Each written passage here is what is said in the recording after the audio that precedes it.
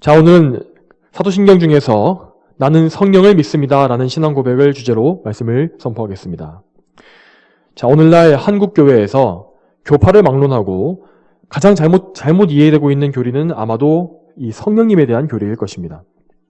성령님에 대한 잘못된 이해는 크게 두 종류로 나눌 수 있는데, 첫 번째는 은사주의나 신비주의, 열광주의와 같이 성령님이 실제로 하시는 사역과는 전혀 관계가 없는 다른 것들만을 강조하는 그런 부류입니다.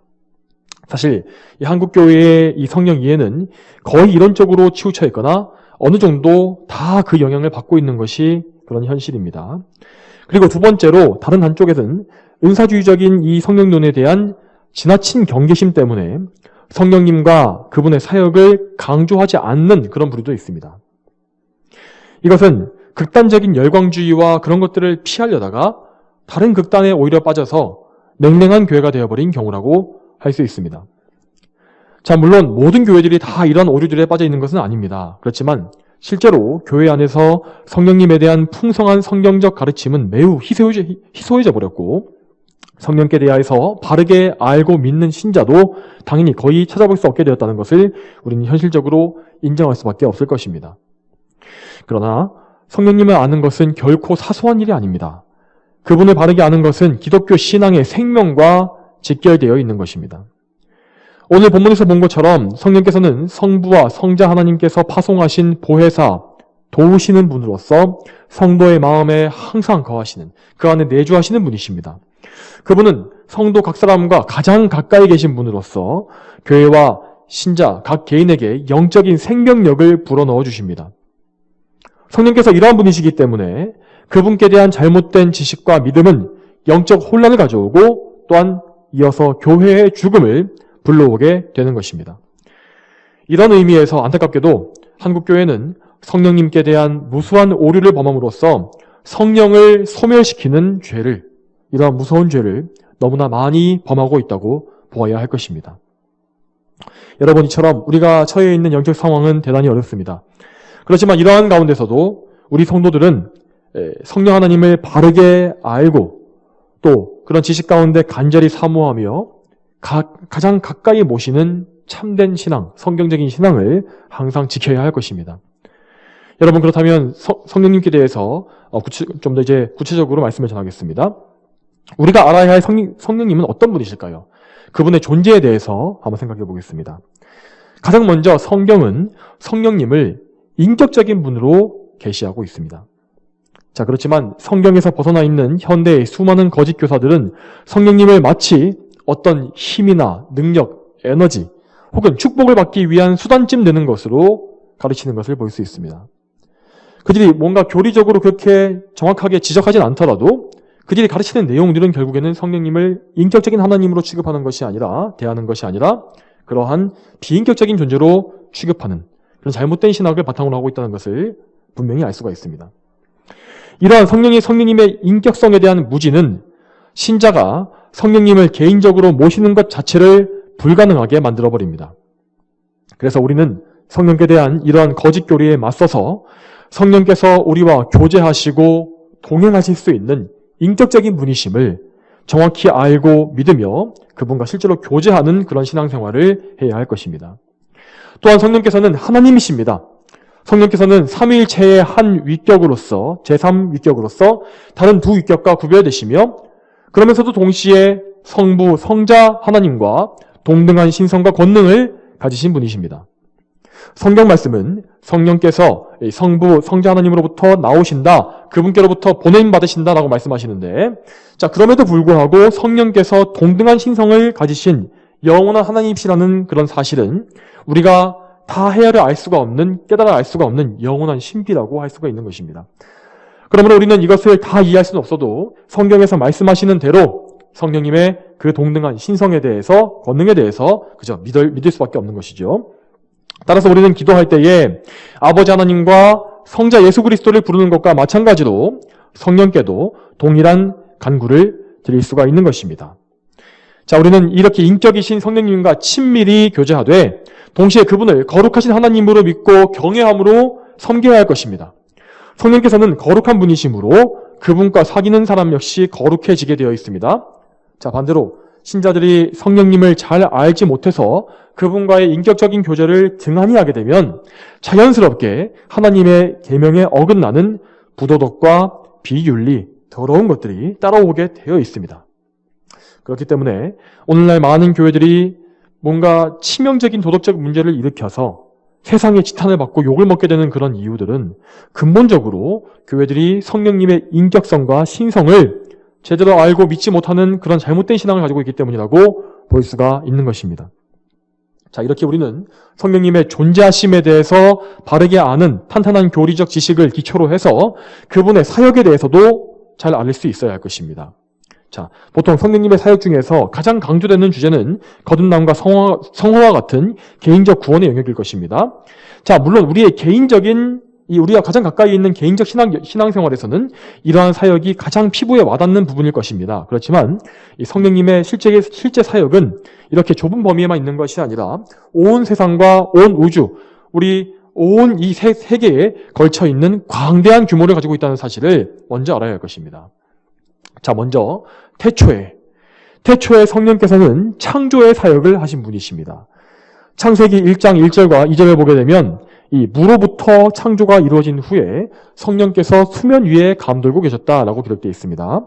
자, 또한 시편 33편 6절에 여호와의 말씀으로 하늘이 만들어졌고 그분의 입김으로 만상이 만들어졌다라고 기록되어 있는데, 여기에서 여호와의 말씀은 다 알다시피 육신이 되신 말씀, 하나님 말씀이신 성자 예수님을 말하는 것이고, 그분의 입김, 하나님의 입김이라 되어 있는 것이 바로 성령님을 지칭하는 것이라고 해석할 수가 있습니다. 이처럼 성령께서는 하나님의 입김, 즉 생명의 호흡을 주시는 분으로 계시되어 있습니다. 그러므로 성령께서는 모든 생명체에게 생명을 주셨고, 마찬가지로 아담에게도 생명의 호흡을 주신 분이라는 것을 우리는 알 수가 있는 것입니다. 또한 첫사람 아담은 이렇게 성령님을 통하여서 생기를 얻은 후에도 후에 결국 범죄에서 타락했지 않습니까? 자, 그렇지만 이 첫사람 아담의 범죄와 타락 이후에도 성령께서는 이 세상을 떠나신 것이 아니라 이 세상을 보존하시는 중대한 사역을 담당하셨습니다. 여러분, 거듭나지 않은 자연인은 그 본성이 타락해서 하나님을 대적하고 악으로만 향하게 되어 있습니다. 그렇지만 성령께서는 그러한 죄인들에게조차 은혜를 베푸시어서 그들의 악을 억제하시고 절제시키심으로써 인간이 그들의 악한 행위로 인해서 땅에서 없어져 버리지 않도록, 멸절되지 않도록 은혜를 베푸셨습니다. 로마서 2장 14절에는 불신자들이 본성으로 율법의 일을 행한다라고 말씀하시는데, 이렇게 불신자들이 본성적으로 율법의 일을 알고 행하는 것, 이것이 바로 성령님의 역사라고 할 수 있는 것입니다. 또한 여러분, 우리 인류가 인격체로서 누리고 있는 문화와 예술과 기술, 과학, 이런 모든 학문의 영역 역시, 일반적 지식의 영역, 이런 것들은 모두 성령께서, 지혜의 영이신 성령께서 사람들에게 지혜를 각자 주심으로써 이루어진 것들이라고 우리는 알 수 있습니다. 또한 여러분, 우리에게 주신 이 구원의 은혜에 있어서 좀 더 성령의 사역을 보겠습니다. 자, 우리에게 주어진 하나님의 계시, 이 하나님의 계시 역시 성령님의 중요한 사역입니다. 인간은 하나님께 죄를 범함으로써 타락해서 본성이 썩어버렸기 때문에, 부패했기 때문에 하나님을 아는 지식에 있어서도 완전히 어두워졌습니다. 따라서 모든 인간은 자연적 상태에서 이 피조 세계에 드러나 있는 하나님에 대한 지식, 다른 말로 일반 계시라 부르는 지식만으로는 절대 하나님을 알 수 없게 된 것입니다. 사람이 하나님을 알기 위해서는 오로지 하나님께서 하나님 자신이 스스로 그분 자신을 드러내신 후에 사람의 눈을 열어주셔서 그 계시를 알게 해주셔야만 합니다. 인간을 구원하실 목적으로 하나님께서 특별히 당신을 드러내주신 것, 그것을 특별 계시라 부릅니다. 자, 그것이 바로 성령께 돌려지는 사역인 것입니다. 여러분, 특별 계시, 그 중에서도 완성된 특별 계시는 이 성경입니다. 성경이 지금의 모습으로 완성되기 이전에 성령께서는 특히 구약시대에 이 사람이 볼 수 있는 방법으로 하나님을 드러내신 것, 이런 것을 신적 현현이라 부릅니다. 그리고 또한 사람에게 꿈이나 환상을 보여주시는 것, 음성을 들려주시는 것을 통해서 그분의 특별 계시를 보여주셨습니다. 또한 성령께서는 이 성경을 완성하시는 과정에서 이 성경의 저자들 한 사람 한 사람들에게 감동을 주셔서, 성령의 감동을 주셔서 계시를 기록하게 하심으로 이 성경을 쓰신 것입니다. 이 성경을 기록하는 방법에 있어서 성령께서는 각 사람을 뭔가 기계적이거나 로봇처럼 강제적으로 그냥 받아쓰기를 시키신 것이 아닙니다. 성령께서는 성경을 기록하는 저자들의 개인적인 특성과 그들의 모든 성품과 기질을, 배경을 활용하시면서도 그러면서도 오류가 없도록 신비한 방법으로 성경을 기록하게 하셨습니다. 우리는 이 방식을 유기적 영감이다 라고 부릅니다. 이렇게 기록된 성경은 그 전체가 하나님의 말씀으로서 완전하고 오류가 없게 된 것입니다. 그렇지만 이렇게 완전한 성경을 주셨음에도 불구하고 우리는 죄 때문에 이 성경을 영적으로 이해하거나 받아들일 능력이 전혀 없습니다. 그러므로 성령께서는 이 성경의 이해, 이것을 우리가 먹는 일에도 직접 개입하셔서 우리의 어두운 영혼을 밝히 비춰주심으로, 조명하여 주심으로 성경을 이해하게 하여 주십니다. 또한 여러분, 예수님의 사역, 그 예수님의 지상 사역에도 성령께서는 정말로 중요한 역할을 감당하셨습니다. 여러분, 우리가 아는 대로 예수님께서 잉태되신 것, 마리아의 태중에 잉태되신 것 역시 성령으로 잉태되었다라고 말씀하시지 않습니까? 그것부터가 성령님의 사역이었습니다. 자, 성령으로 말미암아 예수님께서 잉태되신 것은 예수님께서 아담의 원죄를 물려받지 않으시면서도 우리와 똑같은 사람이 되실 수 있었던 유일한 방법이었습니다. 자, 이렇게 성령으로 잉태하사 성육신하신 그리스도께서는 완전한 하나님이셨으나 동시에 완전한 사람이셨으므로 죄를 제외하면 우리가 가진 인격적인 연약함을 모두 가지고 계셨습니다. 자, 그렇게 예수님께서 연약한 인성을 가지고 계셨기 때문에 그리스도께서는 그분의 인성에 있어서는 신성이 아니라 인성적인 측면에 있어서는 성령께 완전히 의지하여 사셨습니다. 성령께서는 그리고 예수님의 공생의 사역에서 특별히 더 두드러지게 역사하셨습니다. 예수님의 공생의 사역이 무엇으로 시작되었습니까? 그분께서 세례 요한에게 세례 받으신 사건으로부터 시작된 것이 아닙니까? 자, 예수님께서는 세례 받으심으로써 그분의 공적 사역이 시작될 때에 그때 성령께서 그 예수님의 공적 사역이 시작됨을 인치시기 위해서, 공적 사역에 인치시기 위해서 비둘기와 같은 모습으로 강림하셨다라고 기록되어 있는 것을 볼 수 있습니다. 또한 그렇게 세례받으신 이후에 예수님께서는 마귀에게 시험받으시기 위하여 성령님께 이끌려 광야로 가셨다고 나와 있습니다. 이렇게 예수님께서는 성령님을 통하여서 공생애를 시작하셨는데, 이렇게 시작된 이후에 예수님은 또한 성령님께 힘입어서 놀라운 기적들을 행하시고, 또한 하나님의 말씀을 이제까지 그렇게 한 사람이 없을 정도로 권위 있게, 놀랍게 선포하실 수 있었습니다. 여러분, 이런 일이 가능했던 이유는 하나님께서 예수님에게 성령을 한없이 주셨기 때문이다 라고 요한복음 3장에 기록되어 있는 것을 또 볼 수 있습니다. 또한 무엇보다 예수님의 사역 중에서 성령님의 그 역사하심이 가장 두드러지게 나타났던 때는 바로 십자가 사건이었습니다. 십자가 사건은 이 구속사에서 이 구속에 대한 하나님의 계시가 가장 영광스럽고 찬란하게 드러난 때였던 것입니다. 히브리서의 기자는 예수님께서 흠없는 자신을 드리실 때에 성령을 통하여 하나님께 드렸다라고 기록합니다. 그리스도께서는 이렇게 성령을 통하여 구속사역에 대한 하나님의 명령에 온전히 순종하실 수 있었고 당신 자신을 희생제물로 하나님께 올려드리셨던 것입니다. 또한 이후에 예수님께서 죽으시고 장사되시고 부활하시며 승천하신 모든 사건에는 성령님의 사역이 다 포함되어 있었습니다. 이처럼 우리를 구원하시기 위해서 이 세상에 오신 예수님의 그 지상사역은 예수님 홀로 하신 것이 아니라 모든 면에서, 모든 측면에서 성령님과 협력하심으로써 이루어진 일임을 알 수가 있는 것입니다. 또한 여러분, 예수님께서 승천하신 이후에도 성령께서는 그리스도의 몸인 교회 안에서도 중요한 사역을 행하십니다. 우선 신약시대의 교회는 예수님께서 약속하신 성령께서 보혜사께서 강림하심으로써 최초로 세워지신 것입니다. 성령께서는 이렇게 교회에 임하시고 성도들에게 각 사람에게 내주하심으로써 그리스도께 성도들을 연합시키십니다.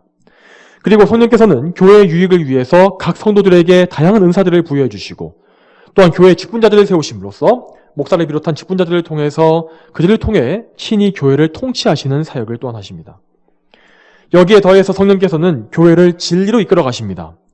여러분, 교회사를 살펴보게 되면 이 오랜 기간 동안의 신학 논쟁을 통해서 이 교회 안의 신학과 또 성경의 진리가 점진적으로 잘 해석되고 더 잘 드러나고, 자, 그것을 통해서 교리와 신학이 더욱 견고하게 쌓여가는 것을 볼 수가 있습니다.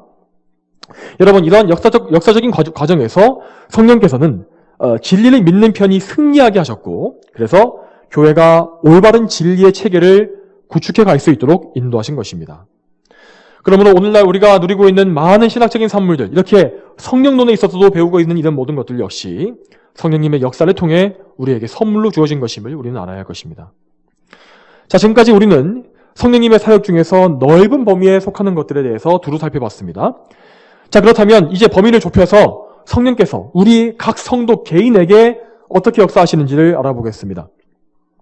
예수님께서는 지상의 사역이 거의 마무리될 때쯤에 제자들에게 당신께서 떠나신 후에 보혜사 성령님을 보내시겠다고 약속하셨습니다. 자, 오늘 우리가 읽은 요한복음 14장 16절의 본문에서 주님께서 말씀하신 보혜사라는 말의 원어는 파라클레토스라고 하는데, 자, 이 원어의 뜻은 중보자, 위로자, 변호자라는 의미를 가지고 있습니다. 자, 이 뜻 그대로 성령께서는 우리 성도들 한 사람 한 사람을 세밀히 살피시며 도우시고 또 변호하시고 위로하시는 그런 역할을 하시는 분이십니다. 성령께서는 우리를 도우시는 분으로서 예수 그리스도께서 완성해 놓으신 대속의 그 공로, 그분의 속죄하심과 그분의 의, 이 모든 공로를 성도들에게 적용하시는 역할을 해주십니다. 이는 중생과 성화, 성도의 견인 등과 같이 우리의 실제 삶에 가장 가까운 교리적 주제들과 긴밀히 연관되어 있습니다. 자, 가장 먼저 이 한 사람이 최초로 성도가 되는 것, 이것은 자, 중생, 자, 영적으로 다시 태어나는 것, 그러니까 거듭남으로 시작됩니다. 자, 이 거듭남은 우리 인간으로서는 개입할 여지가 전혀 없는 전적으로 성령님의 사역입니다. 성령님의 주권적인 사역입니다. 마치 첫 출생 때의 아기가 자신의 생성과 출산에 전혀 기여할 바가 없는 것처럼 이 재창조인 중생에 있어서도 우리 인간으로서는 전혀 할 수 있는 것이 없는 것입니다. 모든 자연인, 죄인은 이 죄 때문에 부패해서 영적으로 완전히 죽어 있습니다. 그래서 중생하기 전 신자의 상태는 에스겔이 보았던 환상 속에 나오는 마른 뼈들과 같은 것입니다.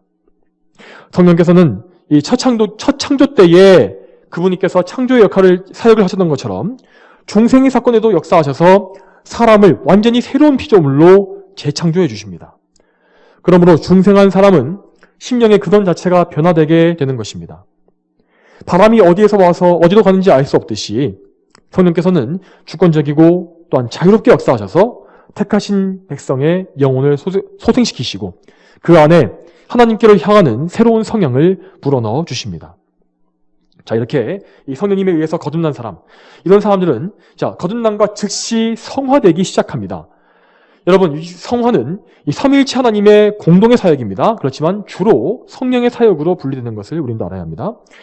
자, 그리스도께서는 성령을 통해서 각 사람 안에 거하시면서 그 사람을 거룩하게 만들어 가십니다. 자, 처음에 있었던 중생은 단 한순간에 이루어지고 반복되지 않지만 이 성화는 전 생애에 걸쳐서 점진적으로 이루어져 가는 것입니다. 자, 중생은 성도를 그리스도와 단번에 연합시킴으로 죄와 사망에 대한 승리를 곧바로 가져오지만은, 그렇지만 여전히 성도 안에는 죄악된 본성이 남아있기 때문에 평생에 걸쳐서, 그 이후에 평생에 걸쳐서 죄의 잔재와의 싸움을 싸우게 되는 것입니다. 이 싸움은 처음에는 이 죄의 힘이 좀 더 우세한 것처럼 보이기 때문에 성도는 자주 넘어지고 침체를 겪기도 합니다. 그렇지만 성령께서는 하나님께서 영원전에 택하신 성도를 절대 그냥 내버려두지 않으시고 거룩한 길로 계속해서 끊임없이 이끌어 가시기 때문에 결국 새롭고 거룩한 성품이 그 싸움에서 승리하게 되는 것입니다. 그렇지만 성화는 이 땅에 사는 동안에는 완전히 이루어질 수 없기 때문에 성도가 죽는 순간에야 비로소 완성되는 것임을 또한 우리는 교리적으로 알고 있어야 합니다. 자, 이렇게 성화는 성령님을 통해서 주어지는, 그러니까 은혜 없이는 절대 불가능한 일이기 때문에 전적으로 성령이 주권에 달려있다고 말할 수 있습니다. 그렇지만 다른 한편으로는 성화는 거듭난 성도 자신이 부지런히 하나님께서 주신 영적 수단을 사용하고 경건한 생활에 힘씀으로써 이루어 가야 하는 것이기도 합니다. 하나님께서는 그래서 신자들 개인에게 믿음의 선한 싸움을 싸우라고 명하시며 마귀의 술책에 대항하고 그를 대적하라고 말씀하십니다. 또한 어려운 싸움 속에서도 인내하며 소망을 품으라고 말씀하시기도 하셨습니다. 이처럼 성화는 분명히 100% 하나님의 은혜에 달려있는 것이지만 동시에 그 은혜로서 성도 자신이 자발적으로 거룩한 삶을 살도록 하시는 것이기 때문에 분명히 우리들 자신에게도 책임이 있다고 말할 수가 있습니다. 자, 이같이 성화의 두 측면을 조화롭게 이해했을 때 우리는 성령님의 은혜에 전적으로 의지하면서 그분께 힘과 능력을 공급받아서 거룩과 경건으로 살 수가 있는 것입니다. 자, 여러분, 그렇다면 우리가 이 성화를 촉진시키기 위해서 어떻게 경건의 훈련을 할 수가 있는 것일까요? 자, 하나님께서는 은혜의 수단들을 우리에게 주셨습니다. 우리에게 아무 도구도 주시지 않고 그저 거룩해라 하시는 것이 아니라 우리에게 성화를 촉진하기 위한 은혜의 수단들을 분명히 주셨습니다. 자, 그것은 대표적으로 기도와 말씀과 그리고 공적인 예배입니다. 디모데전서 4장 5절에서 바울 사도는 기도를 성도가 거룩하게 되는 도구라고 분명히 밝혔습니다. 이처럼 기도는 성도에게 영원한 소망을 품게 하고 환난을 참게 합니다.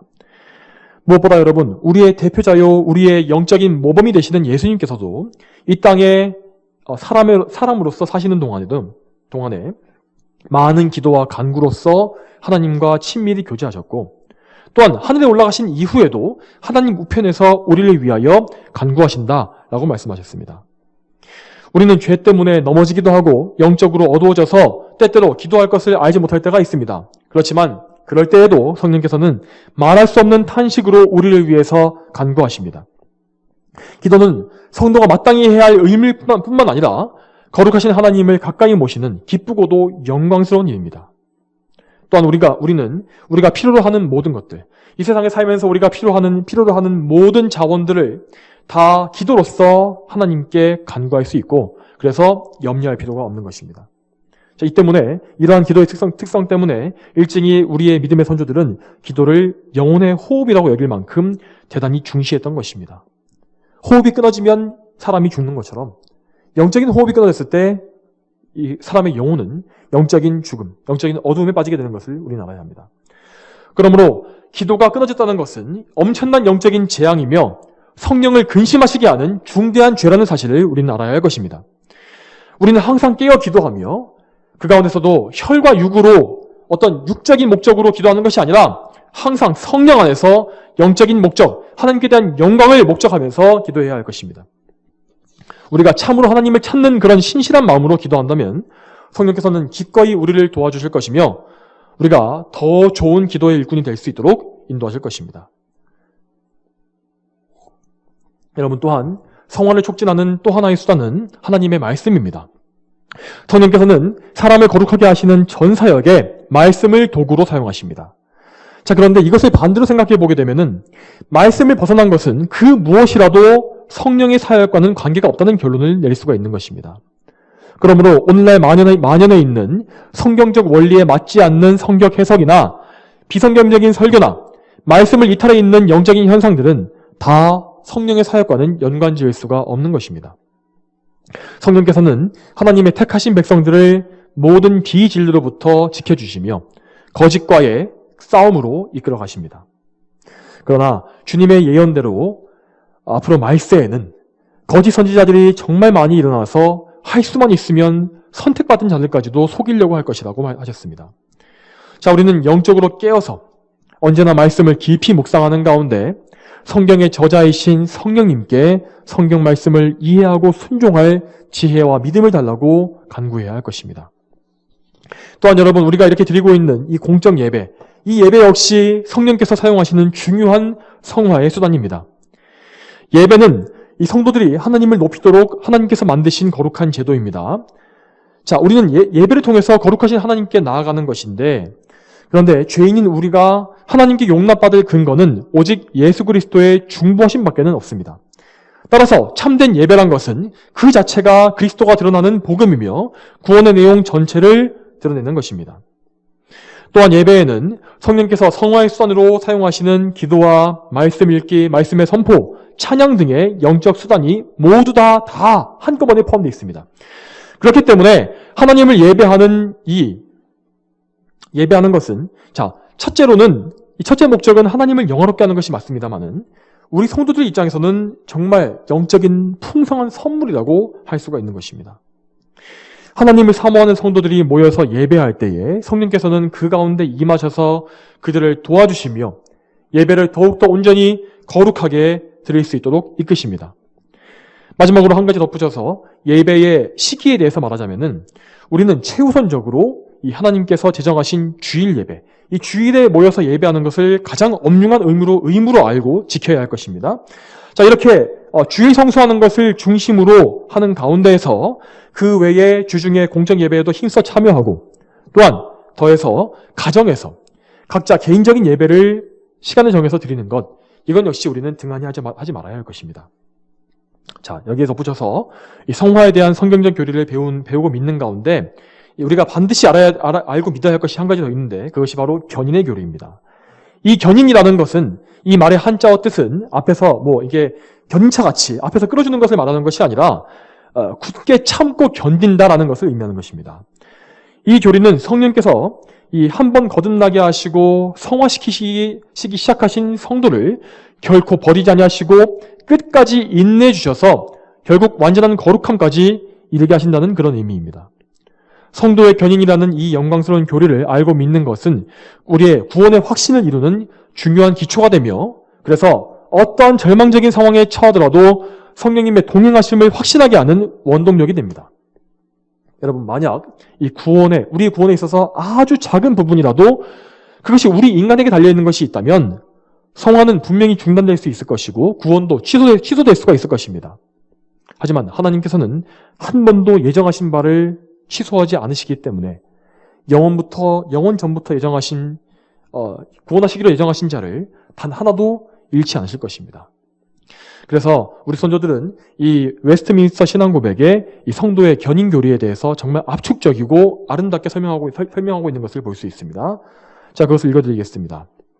하나님께서 그 사랑하시는 분 안에서 영접하시고 효과적으로 부르시고 거룩하게 하신 사람들은 그 은혜 안에서 전적으로 최종적으로 떨어질 수 없고 확실히 끝까지 견인하며 영원한 구원을 받을 것입니다. 성도의 이 견인은 그들의 자유의지에 의한 것이 아니라 하나님 아버지께서 값없이 주시며 변할 수 없는 사랑으로 결정하신 그 선택이 변할 수 없기 때문에 이루어지는 것입니다. 그리고 예수 그리스도의 공로와 중보기도의 효험이 있으며 그들 안에 성령과 하나님의 씨가 거하며 은혜의 언약의 성격이 있기 때문입니다. 이 모든 일의 원인이 되어서 견인이 확실하고 틀림없이 나타나는 것입니다. 삼위일체 하나님의 새 위격, 이 새 위격께서 우리의 성화를 이루시기 위해서 협력하신다는 이 신앙고백의 교리, 이것은 우리의 심령에 큰 경외와 감사를 불러일으키기에 충분한 것입니다. 특별히 성령께서 성도의 견인에 있어서 가장 실제적이고 적극적인 역할을 감당하신다는 것은 명백한 사실입니다. 물론 우리가 평생에 걸쳐서 성화의 과정을 거치다 보면은 때로는 우리가 시험에 걸려 넘어지기도 하고 또 우리 안에 있는 부패와 악함으로 인해서 죄에 빠져서 성령님을 근심하시게 할 때가 있을 것입니다. 그렇지만 이럴 때에 성령께서는 우리의 죄에 대해서 엄격하고 단호하게 처리하셔서 이 세상에서도 어느 정도는 죄에 대한 징계를 받게 하십니다. 그렇지만 절대 그분은 우리를 영원한 멸망으로 던져버리지는 않으실 것입니다. 이러한 견인교리의 확실성은 우리 안에 정말 굳센 구원의 확신을 이루어주며 또한 변하지 않는 위로와 기쁨을 주는 것입니다. 우리는 비록 우리의 갈 길을 다 알지 못하지만은 우리의 마지막에 결국 하나님께서 정하신 영원한 구원이 우리에게 있을 것임을 이 견인교리를 통해서 확실히 믿을 수가 있습니다. 또한 여러분, 성령께서는 성도들의 마지막 순간, 이 땅의 삶이 끝나고 영원한 삶이 시작될 때에 그들을 완전히 거룩하게 하셔서 성화를 완성시키실 것입니다. 그리고 성령께서는 장차 육신과 분리된 그들의 영혼도 온전히 천국으로 이끌어 주실 것이고 또 예수께서 재림하시고 심판날이 이르게 되면은 그 성도의 육신을 영광스러운 몸으로 부활시키시며 부활의 육체와 성도의 영혼이 결합되도록 이끌어 주실 것입니다. 또한 재림 때까지 생존해 있는 성도들 역시 성령님에 의해서, 성령님의 사역에 의해서 몸이 완전히 거룩하게 변화되어서 성화됨으로써 천국으로 인도받게 될 것입니다. 이 모든 일이 이루어진 후에는 모든 주의 백성들이 완전히 거룩하게 되어서 죄와 죽음이 없는 하나님의 나라에서 삼위일체 하나님과 영원한 교제를 누리게 될 것입니다. 그때의 성도들에게는 죄가 없고 또한 그들은 완전히 거룩하기 때문에 성령께서는 아무런 장애물 없이 그들에게 완벽하게 내주하시면서 천국 백성으로서의 영원한 안식과 복락, 영광을 충만하게 누리게 하실 것입니다. 이처럼 성령께서는 성도에게 있어서 구원의 완전한 인도자와 보증이 되십니다. 그러므로 우리는 성령 하나님을 바르게 알고 믿는 가운데서만 경건한 신앙생활을 평생에 영위할 수가 있는 것입니다. 자, 사랑하는 성도 여러분, 우리는 성령님의 존재와 사역 전반에 대해서 오늘 말씀을 들었습니다. 진정한 성도는 성령 하나님을 통해서 삼위일체 하나님의 내주와 동행을 평생 경험하게 될 것이며, 그렇기 때문에 성령님을 깊이 사모하고 그분을 극진히 모시며 살게 될 것입니다. 성도가 성령 하나님을 통해서 성도답게 변화되어 가는 것, 하나님을 닮아가는 것이 바로 하나님께서 정하신 질서입니다. 그러므로 거듭난 자라 할지라도 만약 성령 하나님을 아는 바른 지식이 없다면 그는 그 무지로 인해서 더 자주 시험과 죄에 걸려 넘어질 것이며 온갖 어려움을 자초하고 또한 성화도 더디게 될 것입니다. 성령 하나님을 아는 지식은 삼위일체 하나님을 가장 친밀하고 가까이 계신 분으로 알고 믿는 실제적인 살아있는 신앙의 기초라는 것을 여러분 반드시 기억하십시오. 마지막으로 성도 여러분, 다시 한번 당부드립니다. 성령님을 힘써 아시길 바랍니다. 그분을 오늘 배운 것처럼 교리적으로도 많이 아시고 실제적인 경험을 통해서도 풍성히 알아가시길 바랍니다. 늘 성령님의 내주하신 가운데 그분과 교제하면서 그분과 또한 친밀해지시기를 바랍니다. 이렇게 성령님을 가까이 하는 거룩한 성도가 많아질수록 교회는 점점 더 거룩해져 갈 것이며 또한 그 교회는 영적인 부흥이 일어나게 될 것입니다. 우리 모두가 이것을 사모해야 할 것입니다. 저와 여러분 모두가 성령님 안에서 더욱 하나님을 기쁘시게 하는 삶을 살게 되기를 소망합니다. 다 함께 기도하시겠습니다. 거룩하신 아버지 하나님, 오늘도 하나님의 은혜 가운데에서 이렇게 두 번째 말씀, 이 사도신경의 성령님에 대한 말씀을 듣게 해주시니 감사합니다. 하나님 아버지, 우리가 성령님에 대해서 잘 알지 못하고 또한 교리적으로든지 체험적으로든지 잘못 알거나 또한 부족하게 알고 있는 것이 있다면 저희를 불쌍히 여겨주시고 성령님을 정말 바르게 알고 또한 뜨겁게 사랑함으로 말미암아서 우리가 참으로 올바른 삶, 경건하고 거룩한 예수 그리스도를 닮아가는 삶을 살 수 있도록 인도하여 주시옵소서. 감사드리오며 예수님의 이름으로 기도 올립니다. 아멘.